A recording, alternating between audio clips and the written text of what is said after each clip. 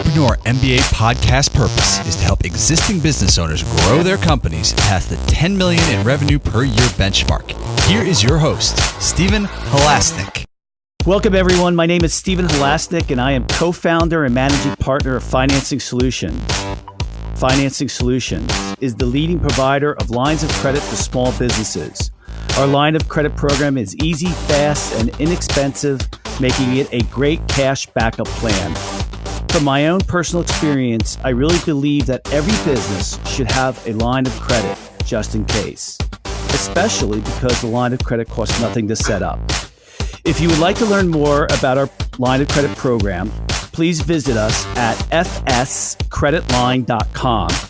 And if you decide to fill out our 2-minute no obligation application, we would be pleased to give you a $250 credit toward your line of credit. Just put in podcast where it lists where you heard about us. Or give us a call at 862-207-4118. On a personal level, over the past 25 years, I have built several companies over the $10 million mark, including an Inc. 500 fastest growing company. I love speaking with successful business leaders and learning about what makes them and their businesses tick. If you like today's podcast, please feel free to share it with a friend, and please subscribe to us on your favorite podcasting app so you can hear future podcasts. Today, I'm extremely excited to be speaking with not only a great business guy, but also a close friend, Dwight Cooper, CEO of the Human Family of Companies. Dwight, welcome to today's Entrepreneur MBA podcast. Hi, Stephen. Thanks for having me. It's an honor to be with you. You know, when I thought about putting together the entrepreneurial podcast, and I kind of went back through those 25 years and thought about who I would have on it, you were the first person I wanted. So, I'm excited that, we got this chance. And so let's set the stage for our listeners a little bit as to why I kind of feel that way. So this was, 15 years ago, or it's got to be 15 years ago. Time flies, doesn't it? Yeah. I had a company called healthcareseeker.com. And, that company had ups and downs and sideways, and, it did well. And then we got caught in a recession, and that was the company that made the Inc. 500 fastest growing companies. And I was talking to a friend of mine, and he goes, "You have to speak to a guy down in Florida who's a competitor to yours, named Dwight Cooper. I think you would learn a lot from him." So, who in their right mind calls their competitors and says, "Hey, do you think we could share some ideas?" And then who in their right mind who accepts you accepting a call from me like that? And that's how we kind of got to know each other. Yeah. It was great. It was you and I against all the big boys at the time, I think. So I was happy to have a co-conspirator. Yeah, and I think that's your MO, but it wasn't the first time I'd actually had done something like that. And I had other success calling another competitor, who became a very good friend and kind of really helped us along as well. But the thing that really impressed me, and the thing we're going to be talking about today, which the topic is business execution, the key to getting over $10 million in sales a year, it was that I went down for 3 days to Dwight's company at the time at PPR, and he had everybody in the office was all scheduled to sit down with me.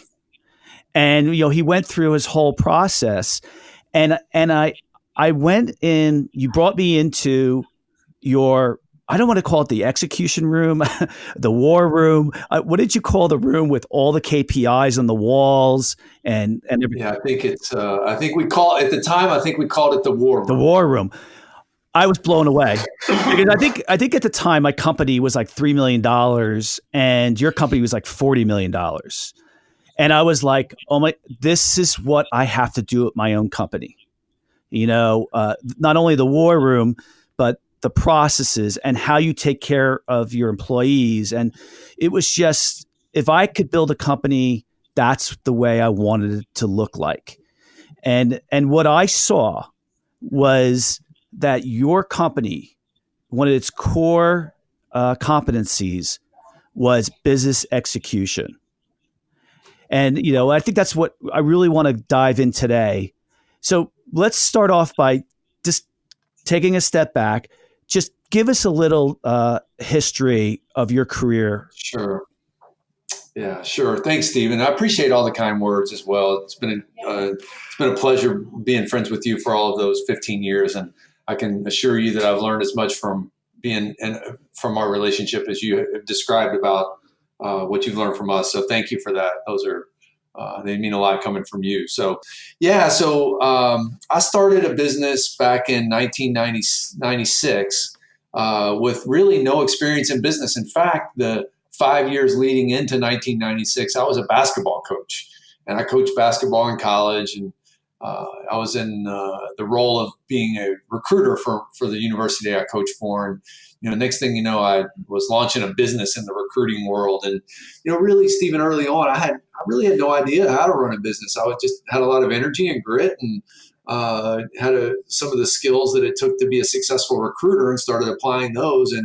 And actually, in the early years, it seemed easy because it was just me, and I had a business partner at the time, and we just work hard, and we had some success. But then it came time that we were trying to grow the business beyond just the two of us, and that's when I realized that I didn't really know a lot about doing that. And so I went on a real journey of learning to try to figure out how to run a business. And you and I have a friend by the name of Vern Harnish, and I'll never forget when I first met Vern.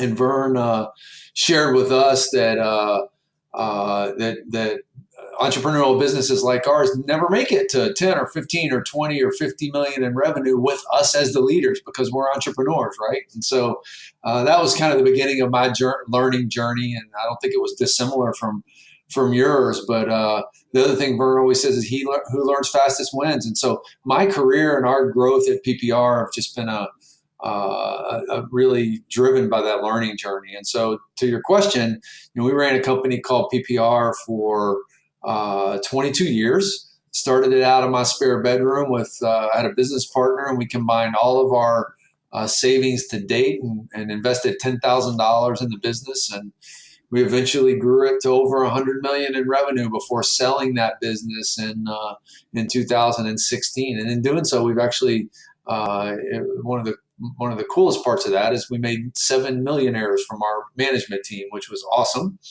But that's kind of the PPR story. We were in the travel nurse space, which is very commoditized, as you know. And so we had to figure out how we grow a business in the commoditized space. How do we grow faster than the industry and faster than our competition, often public companies with more resources? And so I think we learned how to execute a business, and that made us successful. And I'm not finished. And so I'm running a recruitment process outsourcing business now that back in the day was a division of PPR, the business we sold. But we made it a condition of selling the business that we were going to spin this thing out and walk across the street with 80 of our employees and rebrand the PPR RPO business into Human People Solutions. And that's what we've been doing since 2016. So that's kind of the short version of the story.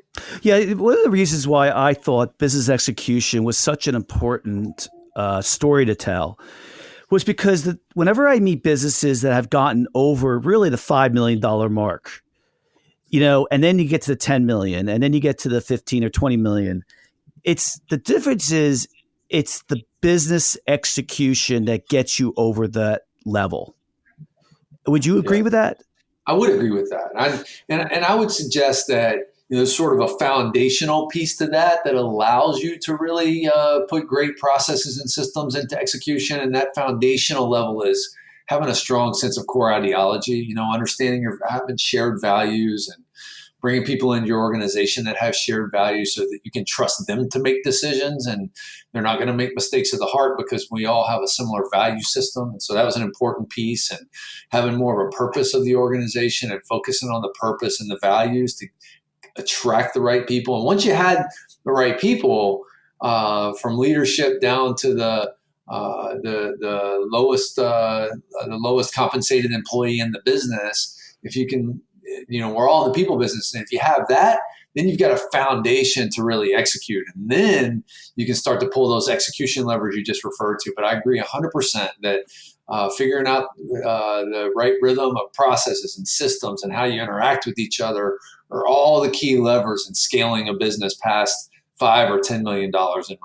Yeah, and let's be clear, I agree with you 100% but when I think of business execution, I kind of think of one of the most important fundamentals is getting everybody on the same page, make sure you're hiring people into that culture, making sure you even identify what your culture is.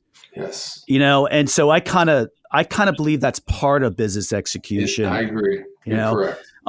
So, but you know what, but let me correct myself in saying that it isn't just business execution that helps a company get to 5 million, 10 million. And let me be clear. I had one company that went from 1 million to 3 million to 5 million to 10 million. And it wasn't because we were great at business execution. It was just because we hit the market at the right time with the right product. And, we just rode the wave. But what happens in a recession is all those fundamentals, if you didn't do the business execution right, you're in a lot of trouble. And, and I think, recessions really weed out those type of companies. Agreed? I totally agree. And I think if you're doing a great job with business execution, then when things are good, the highs are actually higher. You grow your business faster than the competition. And when things are bad, you shrink slower than the competition. And so I think that's what we're all after, right? We're in a competitive, every business, every marketplace is super competitive now. And so how you do compared to them really matters. And so a lot of that execution and a lot of all of our success is just having amazing quality and service levels, right? And so that's a big part of this, having processes and systems that deliver quality all the time, consistently over and over and over again. And I think of business execution. So it's interesting. I did not know about that you were a basketball coach, and so I assume that you played basketball in high school and maybe in college too, or.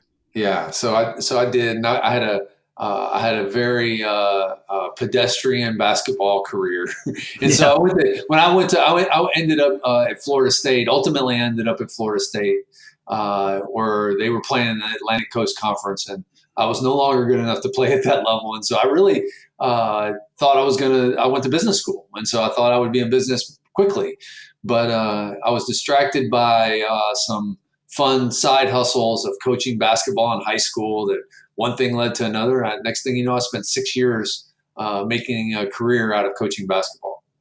Yeah, I thought there might be a correlation there because, I played a Division I baseball, and I played a lot of sports when I was younger.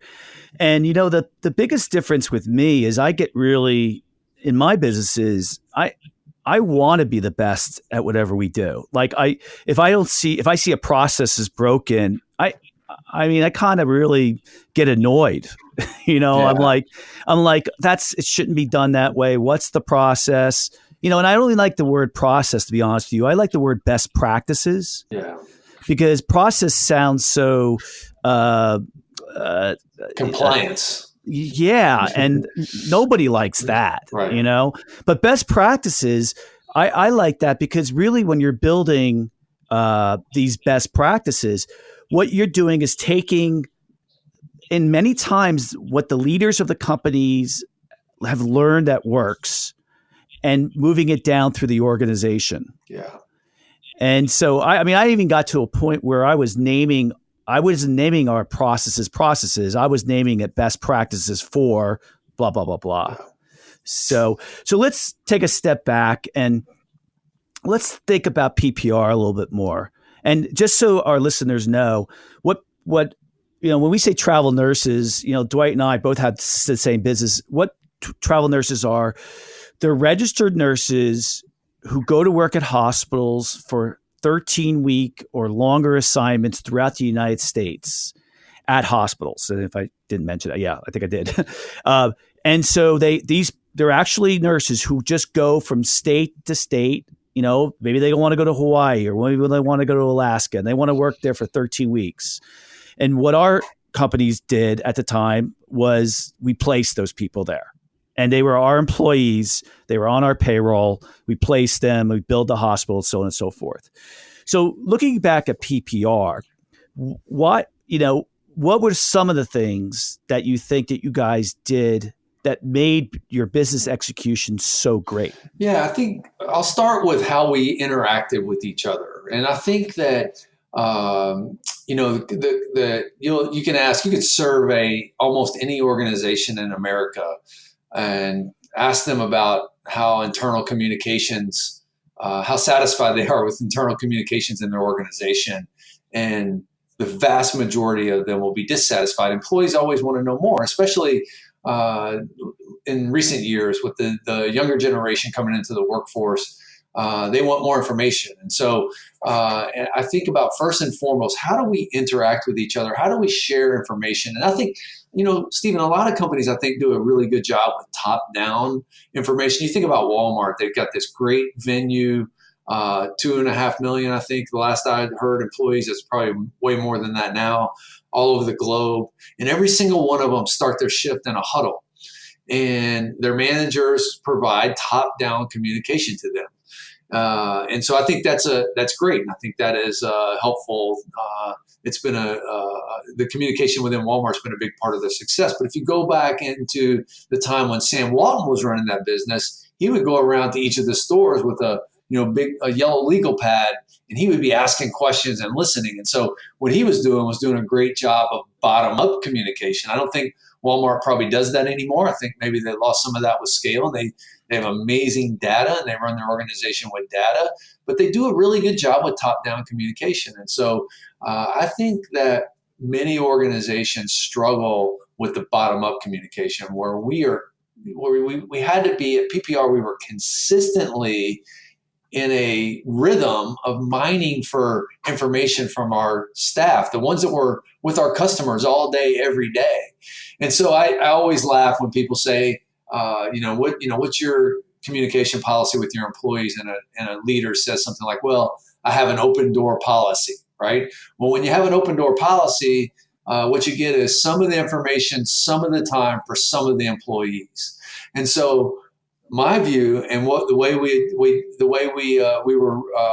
rigor we put around this at PPR, and we still do to this day at Human, is we were in a rhythm of mining for information from employees. Every single quarter, we would be mining. So we're really getting everyone to weigh in on the good, the bad, the ugly, what's going on in the business, what's going on with our customers, how are we working with each other, what are the resources, what's your access to the internal resources to be successful. And we were learning from this every quarter. And then as part of our rhythm and our planning process, we would make real decisions around the business based on that bottom-up communication process. So that's the first thing I think about. How do we communicate with each other? And so I can go on and on about that, about having a weekly meeting where we're sharing with the employees, a top-down communication where we're sharing with the employees the good, the bad, and the ugly that's going on across our business every single week in a stand-up meeting. Another question I would ask people to consider is that,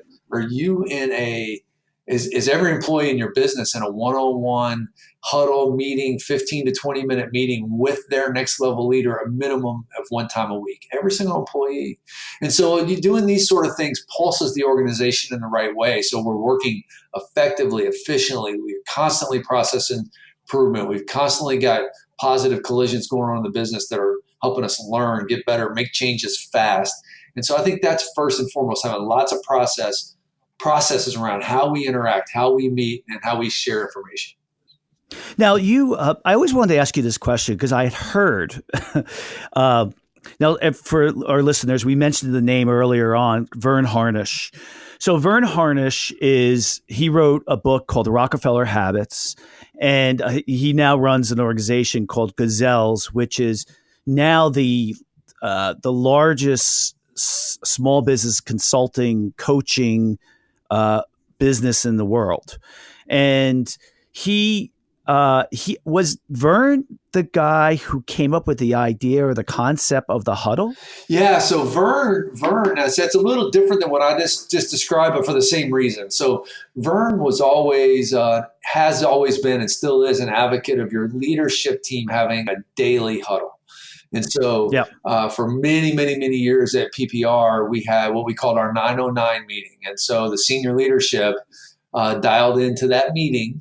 And we did a round robin agenda where we spent just a couple of minutes together where each person talked about what they were working on that day, which is, by the way, not only sharing the priorities of the business with each other, but also it's a little bit of an accountability tool, right? If I talk about what I'm working on today, I don't want to come back tomorrow and have to say that again, right? I want to go execute on it. So it does provide an element of accountability, but it also lets the other leaders know the things that are important on each person's mind. Like, what are we working on today?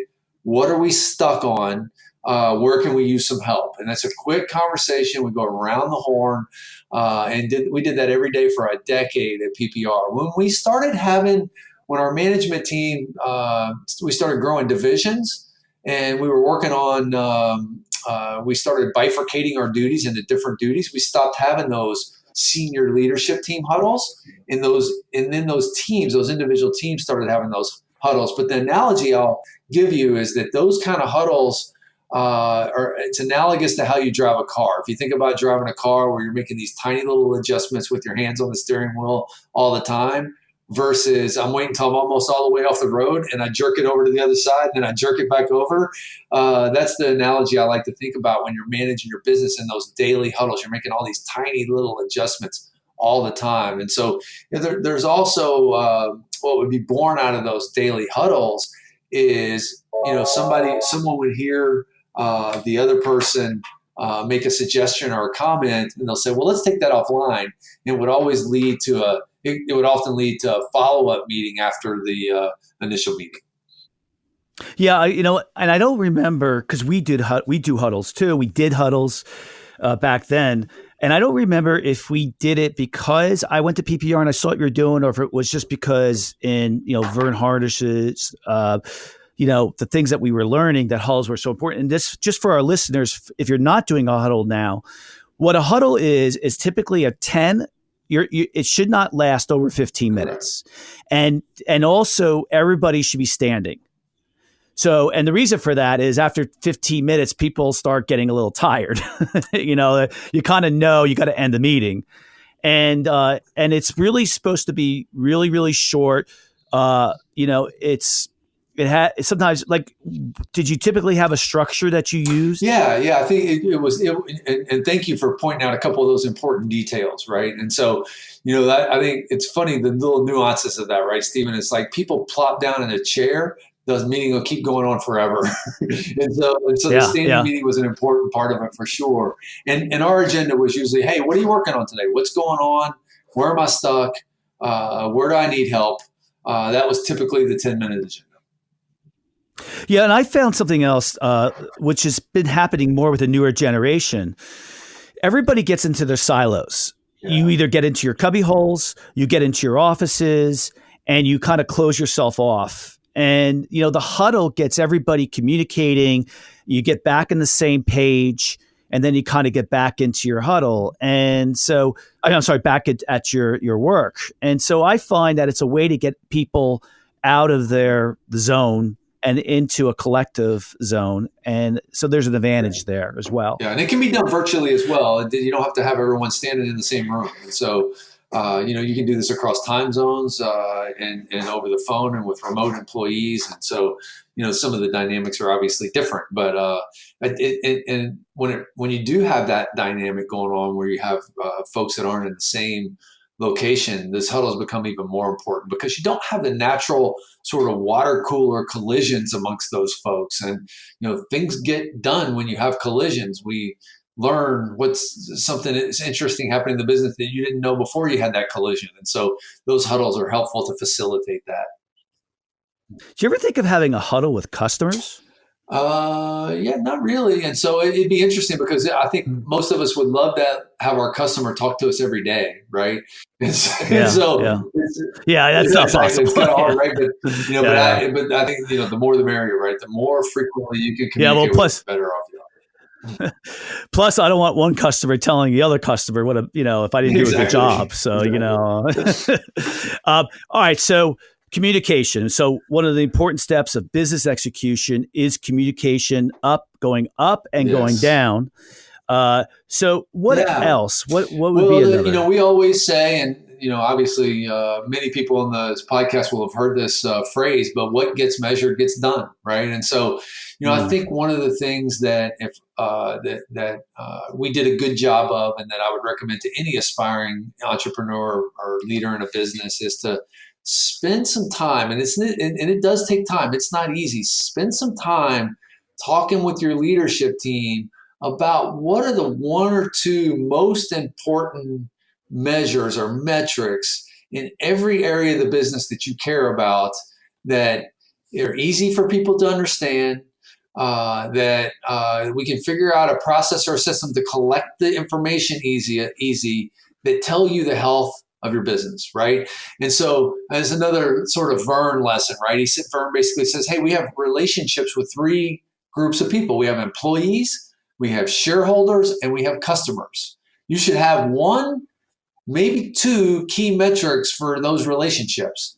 What's the metric of how we're doing with our employees, right? What are we doing to measure the health of that relationship? What are we doing to measure the health of the relationship with each of the client and then the shareholders? Right. And so you have KPIs around that. If you can come up with one that tells the whole story or most of the story with each of those, that's better. Right. And then you look over on the execution side of your business. That was relationships. Now this is doing things, right? We're selling stuff. We're either making things or buying things, and we're tracking things, right? Each of those items needs its own measure, right? And to the extent that, again, you can make it as simple as possible, have one. So the person in sales can produce one number that the person in finance or the person in operations can quickly get a look at the health of sales, right? And then that way we can use those easy numbers to have an initial conversation. Now, there may be 20 numbers that go underneath that support that. And if we need to dig into any of those, we can. But I think just the process of sitting down with your team and figuring out what those numbers are. And you could sit in an office all day long and have that debate or that discussion to figure out what metric is most appropriate to identify the health of that area of your business. It's a really important step that a lot of people won't take. No, and I was going to ask you this before. Was Vern your coach? Yeah, he wasn't my official coach, but I would call him my mentor. And so, when we were on our learning journey, there was a lot of, we did it together. We had a whole leadership team that had never run a 20 or 50 or $100 million business, that we had to learn how to do that. And so we did a lot of reading. We spent a lot of time going to events that Vern was hosting. We did have Vern in at least once. Vern wrote the book, Mastering the Rockefeller Habits. And, when you look at what that book was, it was really a sort of an operating system for the way you behave in your business. And the things we're talking about, measurement and communication rhythms and all those things, it was a process around it. In your words, it was a best practice. Mastering the Rockefeller Habits, a great book on how to apply the right best practices to your meeting rhythms, to what you measure, how you execute on growth, how you execute on customer service, right? Every business needs to figure out what their operating system is. And so Vern's written a couple of books on that. We followed his program. I think many people have applied the principles of the entrepreneur operating system. The author's name escapes me right now, but I think the gentleman who wrote that book was at one time a Vern disciple that tried to find a way to even simplify it further and wrote another book about how to apply an operating system. And so I think those are good resources to help design your own operating system within your business to make sure you're executing at a high level. So you mentioned, so we start off by talking about communication. We started off talking about people, right? Hiring people in your culture. And I know you could spend a whole podcast in that area, right? Today is, that's a part of it. Communication, second part. Third part, KPIs, measuring things. KPI, of course, stands for key performance indicators. So measuring things. Is there a fourth? Yeah, I think there is. And I think it's around process improvement, right? It's like figuring out what the most important things your business should be working on at any given time, right? And so, we talked at the beginning of the podcast about core ideology. Well, part of core ideology is having a long-term vision for your business. And so let's just pretend like we have that, and that the folks listening to the podcast have that in their business, because we could do a whole podcast on figuring out what that is. But then once you have that, what are the steps you have to take to get to it, right? And so that might be a long-term goal. I'm going to 10 years be this, or 20 years be that, or, they're more about enduring successful stories over long periods of time and where we're trying to go. But really, it's like executing on the most important things this quarter, right? What's going on right now that we need to execute on? And so if I look at my long-term vision and say, if I ever want to be there, then there's a few things I need to do right now. Let's figure out what those few things are, and let's focus the organization on those few things during the quarter. And I like the terminology of working on your business instead of in your business. Okay. So every day we're working in our business, we're distracted by the current customer or the sales process or the email or the phone call that just came in. But we have to have discipline to work on the business also, establishing new processes and systems and best practices and business plans. And that's kind of the fourth one to me. What are we working on every day as it relates to reaching our long-term goal and working on the business, not just in it? Yeah. So, I want to shed some light on. So we mentioned that Dwight had this company PPR, Place Travel Nurses. I had the same company. It was called healthcareseeker.com. So we were on this really great path. We had done 7 million. Dwight at the time was at 40, I think, or something like that. And right. Yeah, and so then what happened was. And the reason I'm bringing this up is that out of the seven companies I built, from a business execution standpoint, healthcareseeker.com was my favorite. And I was so, when you walk into your office and you're really proud of the work that you're doing, it just makes a huge influence on a business owner.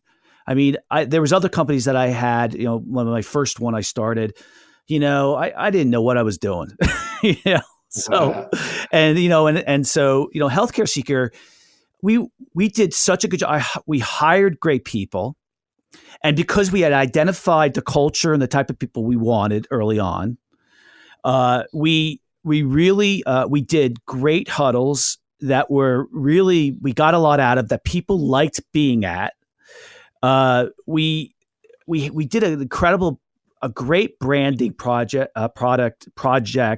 about who we wanted to be and how we were going to get there, and then we came up with a great brand, which was at the time called Rewarding Travel Experiences. When I look back at we had all our processes, our best practices. When I look back at that company, I was really impressed. Well, let me fast forward what happened. So the 2008 recession happened. And as Dwight knows, our industry went from a $13 billion industry to a $7.5 billion industry.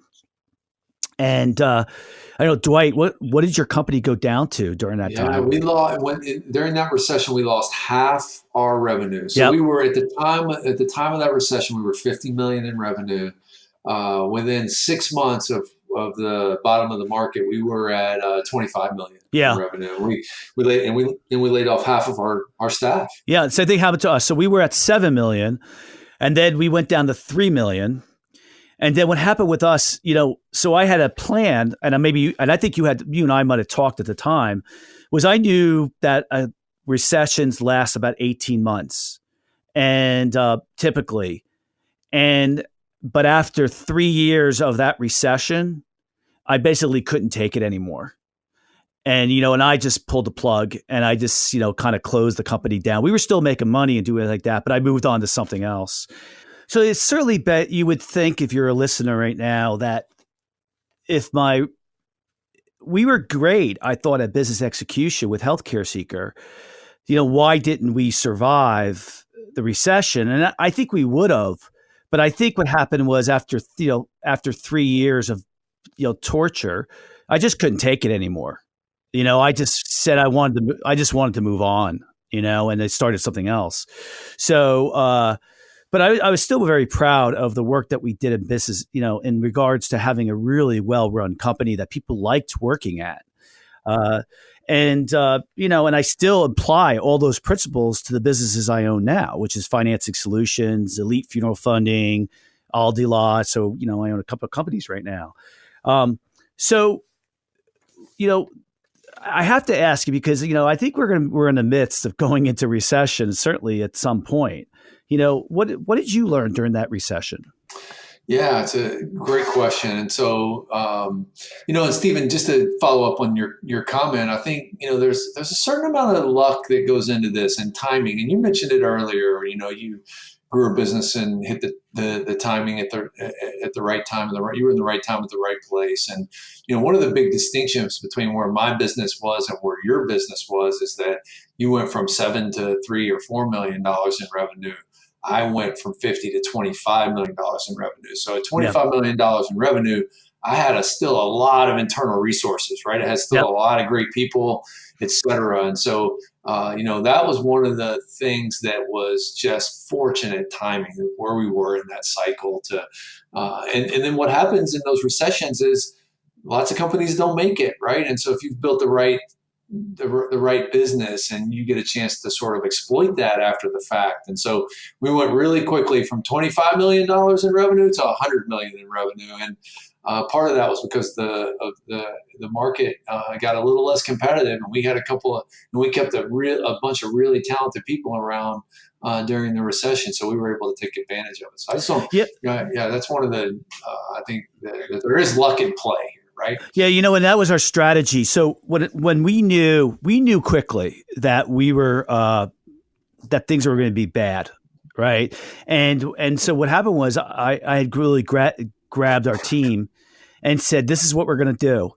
I said, "We're really going to work really hard to really get better and better and better at what we do, and then when things change, we'll have people out of the business, competitors out of the business, and then we'll be a lot better."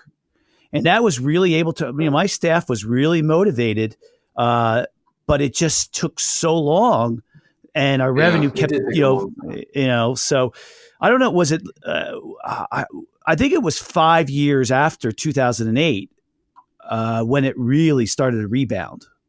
Yeah, I think that's probably right. I mean, we started growing, we had lost so much in 10, we started growing our business right away, but it was at really small growth rates. And so it took until I think 12 and 13, we started to see some momentum, but sort of 2012 through 16, we were kind of a rocket ship. Yeah. Cool. So tell me about Human, the company that you're involved with right now. What do you guys do? And so when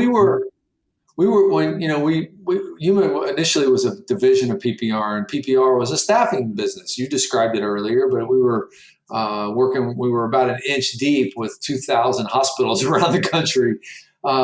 Human is designed to be really deep with a few partners. And what we do is we take over all the internal recruiting functions of an organization. Initially, it was healthcare and hospitals. But eventually we became industry agnostic. And so anyone who hires more than 100 people a year, it's probably not their core competency. It's not the focus of their business.